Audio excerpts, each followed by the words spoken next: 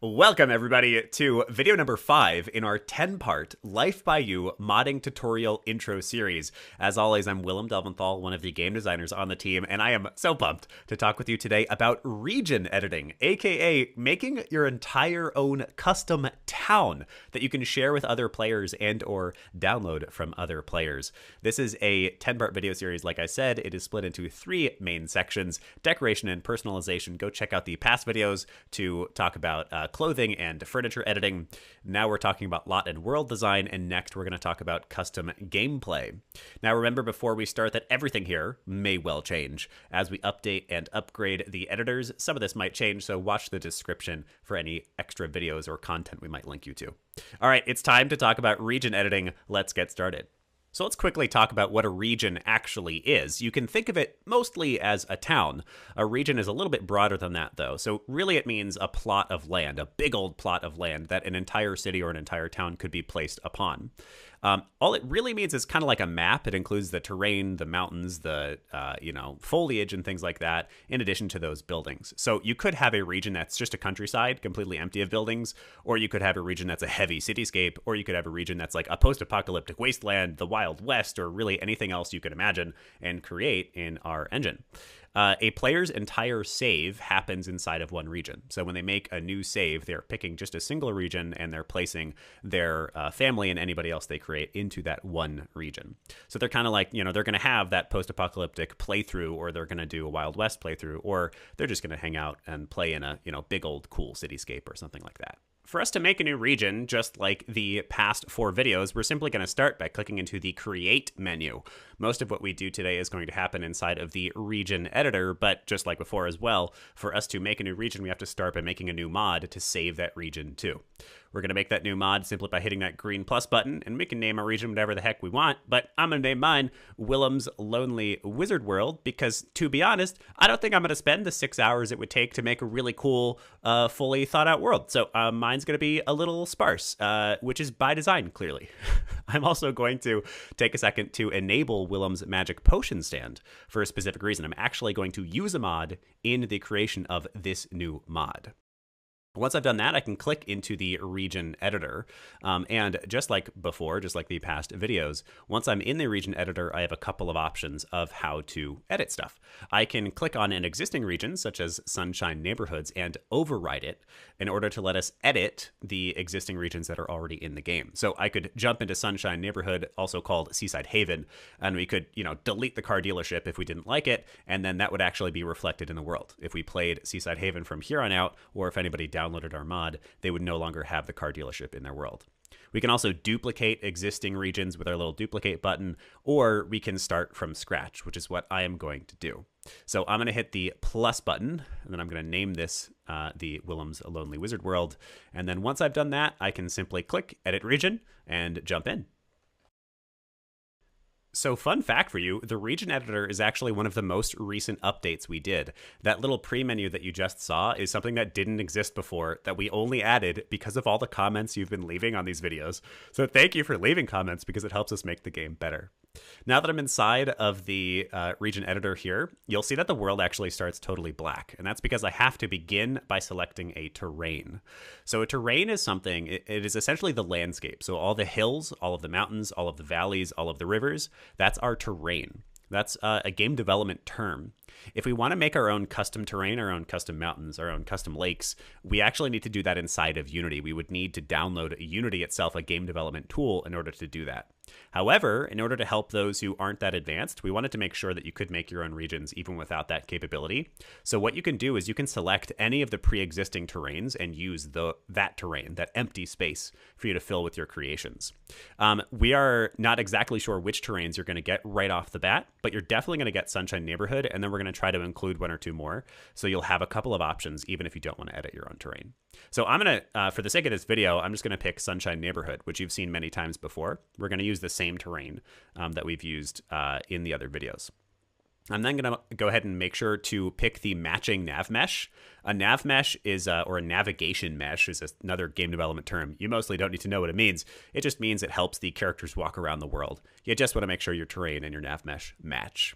The next button you'll see there is the starting region. That means that players can select this region as a place to start a new world from. And then you'll see the sub-region. That's mostly a term that doesn't get used very much, but it just means one region is a part of another. We then have a display name. This is what the player will actually see. So we can name this whatever we want. But of course, we're calling ours Willem's Lonely Wizard World. And then we can add any kind of description as well that we want. I'll just talk about being lonely.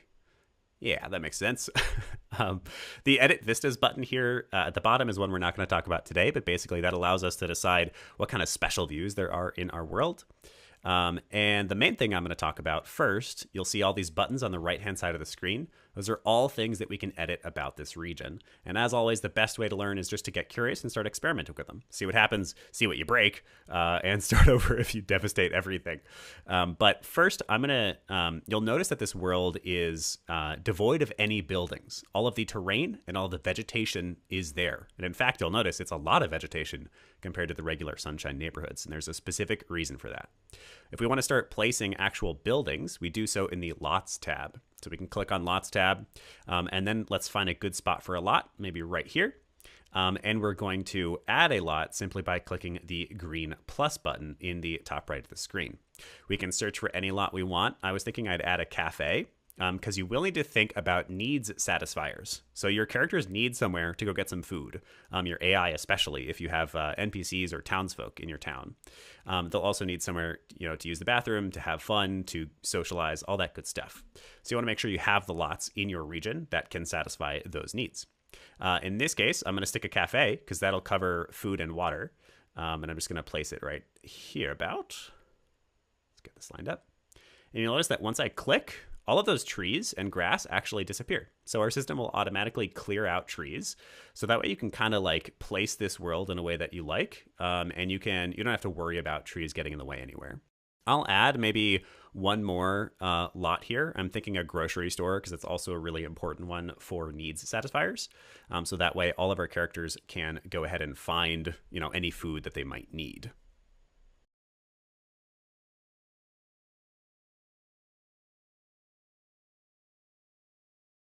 Now, I also wanted to show you placing that custom lot that I made in the last video.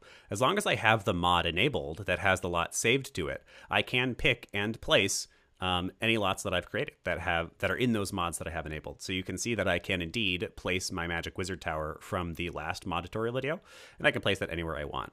I kind of wanted to place it up on that mountain, but I think the way that I made the lot, it'll be completely inaccessible, so I'm not going to do that. I'm just going to place it right here. It looks like the path is kind of going onto the road there, so I could smidgen it back a little bit if I wanted to.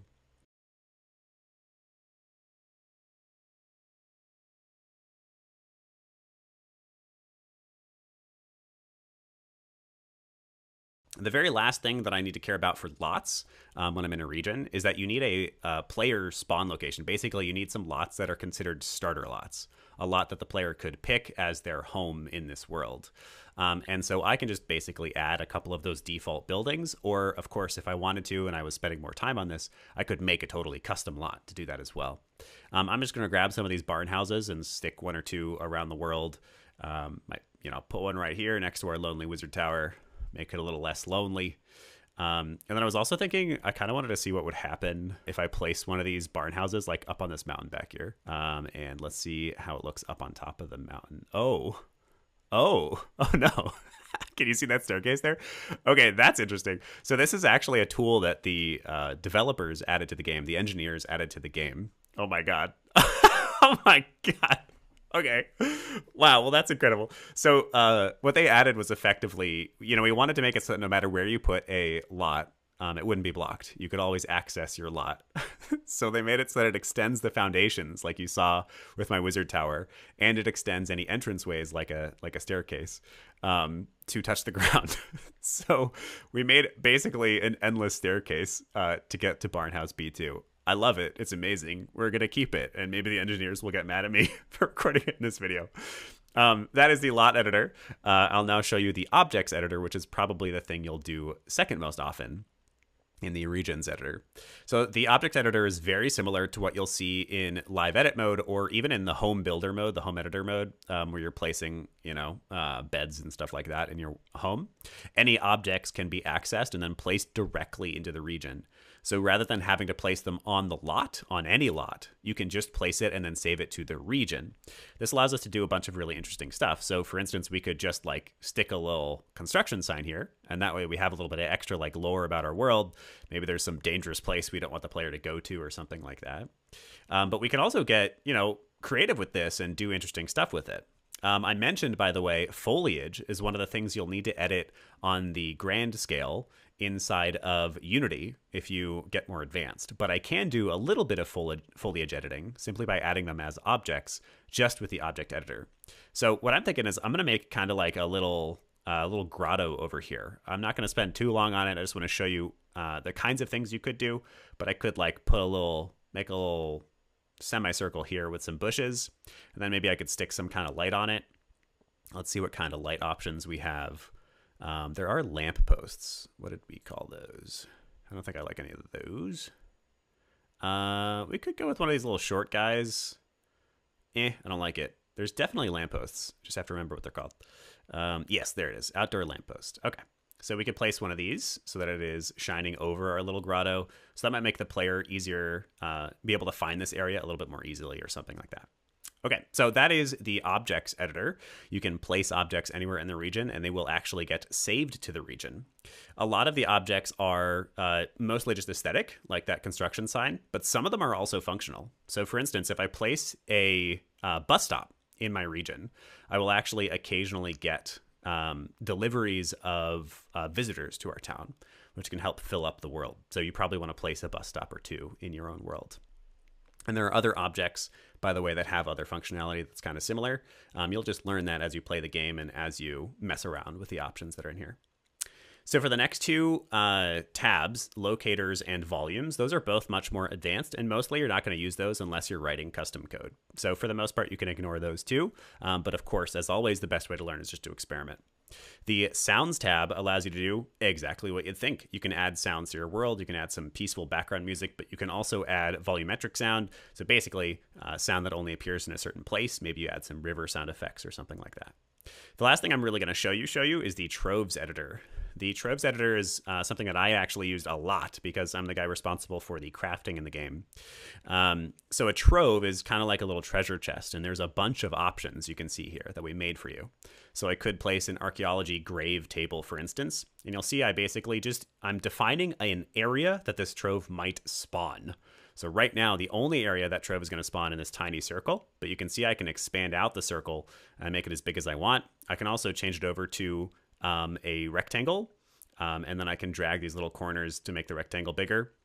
So I can make a massive area that this trove might spawn inside of. If I want the trove to spawn, I can also mess with the settings down there under the Trove editor.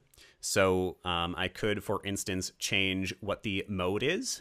Right now, the default mode is every hour at minute, which means this trove will spawn every single hour at this exact minute. So at the 10-minute mark, this trove will spawn every single hour, 24 times a day. So that's if we have a really, generic, more common trove, but we can also do one that's every hour on the day, so it only spawns once a day, and we can even get more advanced than that. This infinite lifetime checkbox makes it so that the trove never disappears. If I don't click that, it will disappear after a certain number of minutes. So I actually usually like to make these infinite lifetime. And then the quantity is just how many of the objects that could spawn appear when you pick it up. So I could, for instance, just like place, if you look at the main region, there's a million of these. So I could place these anywhere I want. It might make sense for us to have some wildflower troves placed right here, because this is the gardens, of course. And I can make this spawn at like minute 45, giving it infinite lifetime, make it so that you can pick up 1 through 5 items. And that's really it. That's like basically your trove editing. But I was kind of imagining that as an example here, I could add a really special trove that gives you a bunch of stuff right here to this special little grotto we added with our object editor. So I'll place that there. We'll do an archaeology settlement just because it kind of sounds cool. Make it spawn at, yeah, sure, minute 10 is fine. I might make it less common than that. Right now, once again, that'll spawn 24 times a day, but just for the demonstration purposes, I don't care. And I'm going to make it spawn a bunch of stuff. You can get between 10 and 25 items out of that one trove. So there you go. That is the Trove editor, which means we're actually now pretty much done. There are all of these other editors that are in here, but these other editors, you're not really going to be editing the region with. It's just so that you could jump straight into another editor because you might need to. For instance, if I wanted to make a new custom item that I wanted to add to one of these troves, I could click into the item editor, make the new item in there, add it to the trove, come back to the region editor straight from there, and add it to our trove. So this is another one of those really powerful ways that we're trying to make editing and modding of Life by You really effective. So that's basically it. That's the region editor. We now have a whole little region. There's not much here. It's a little lonely, but it will all function. And you, of course, when you make your own, can make it much more advanced and pretty. So let's go ahead and hit save, and then we can close the region and go test it out. All right, you may have noticed that every time I make one of these videos, I show off at least 2 of the editors, and that's because I just want to surface all of the cool stuff you can do with the modding tools in Life by You. So if I click into the population preset here, I will be able to make a custom population for my town. That kind of means like a cultural background, but I can really edit anything to do with these people and make a specific group of people that appears in my town. So I could make like a post-apocalyptic group or a zombie group or a Wild West kind of group or something like that. Any population preset that I want that appears in a specific region. And by the way, population presets are independent of region, so people can use this in any region, which is part of the reason they're 2 separate editors.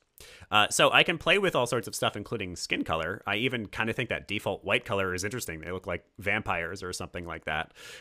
But I have a pretty specific idea of what I'm going to do. Let me see how just horrendous this looks. And purple. And reset your models. They look terrible, which is perfect. And if you want to make your own that's better, make your own. All right, I have horrifying purple people. I can play with any of these other settings. I could, for instance, do a custom hair color maybe. I kind of even like the white hair. But I could make this like purple hair if I felt like it. That looks fine. I think I'll just allow any hair color there.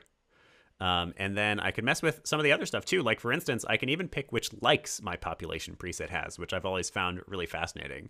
So I could make all these people behave a certain way, which is really, really allows you to make those custom worlds and tell your own custom stories. I can make all these people like a certain thing. Maybe they all like philosophy or I don't know, makeup or what feels purple. What's a purple like? Oh, maybe video games. Yeah. All these people like video games, or 50% of them like video games anyway. There you go. I can also decide which ages appear in this preset, and I can do all kinds of other stuff, including how they look and things like that. So this is population presets, and I'll show you how to actually plug it in just a moment. But it's another editor that just allows you to customize this world and share it with other players and then download it from other players. You can imagine what kinds of population presets you'll be able to get from our modding collection soon enough. So now that we have a custom region and a custom population preset, it's time to actually try that out in the game. And just like the previous videos, all you got to do that is hit New Game, and then make sure you select the correct region. In this case, Willem's Lonely Wizard World. You can see there the description and everything. Now, before you exit this screen, I want to draw your attention to this Population Demographics button. And this, on its own, even without population presets, is a pretty cool feature that we haven't covered too much. All of these settings are available to you to try to make your town, your world that you're playing in, unique to you. But you'll see if you scroll down a little bit in this population demographic that those population sets we created, or population presets, are all represented here, and all of them are going to be placed evenly, except we'll have no purple people, that custom preset we made. So if we want to make sure that that happens more often, all we gotta do is drag that bar up and then make this one 0 and this one 0 and this one 0 and this one 0. And suddenly the only people we will get in the world are purple. So now we can hit continue. And I believe, yes, oh my God, we immediately get the population preset working. The characters even that we're getting from our randomizer now are matching our population preset instantly, because that is the only preset that we're allowing thanks to those changes we made in the demographics screen. So I'm actually just going to accept this nanny character. We got to make sure that we pick the right house, which I believe was, I think it was the other one. We're going to make sure we start with meta view because I want to be in that house that has like the ridiculously long staircase. I just thought that was so funny. And our town won't have any workplaces yet, although let me make sure that I have a wealthy lifestyle. There we go. You notice that my houses were locked, and that's because I didn't have enough money to afford them yet. So we just had to switch to a wealthy lifestyle to make sure when you make your regions, make sure you have some cheap options for players as well as expensive ones. So we do actually have workplaces available because we added a cafe and a grocery. But now we're ready to hit play and actually jump into our world and see how it all looks. All right, we've successfully loaded into our house up on the hill with our ridiculously long staircase. It's beautiful. I've never seen something as gorgeous as that before. And we can see that our entire region has now loaded, and it is uniquely different, distinctly different from Sunshine Neighborhoods, aka Seaside Haven, the starting location that you'll all get access to when you get the game. We can see our Wizard Tower, our custom modded lot, is there. We can see that just those 2 lots that we placed are there. Here's our beautiful little cafe. You know, we can go inside and access it just like any other world. And we can see that some of those custom objects we added are also there. So we could go over and see that those places we added are there. Now I want to immediately like have my character come out. I'm actually curious how long it's going to take Nanny to walk down this massive, massive staircase. I'm going to time it. So it looks like we're starting the top of the staircase there at about 8:20, and now I'm gonna just wait. Maybe we'll time lapse it. I don't know. I leave it to Rocio, who's editing these, by the way. Thank you, Rocio. But let's see. I want to find out what time they get to the bottom of this massive staircase.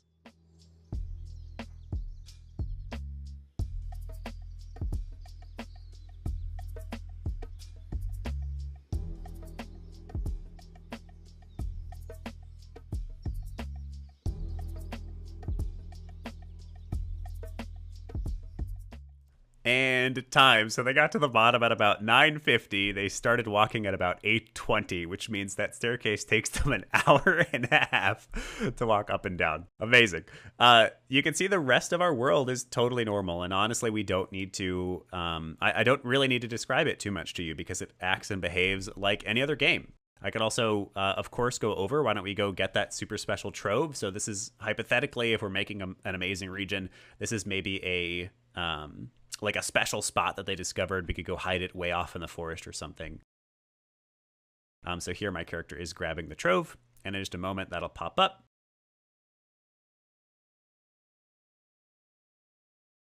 We can see that our flower trove that we placed is also there. It got placed randomly in that area. Here's all our special stuff from this trove. Looks like we found a recipe. Ooh, hoo, hoo.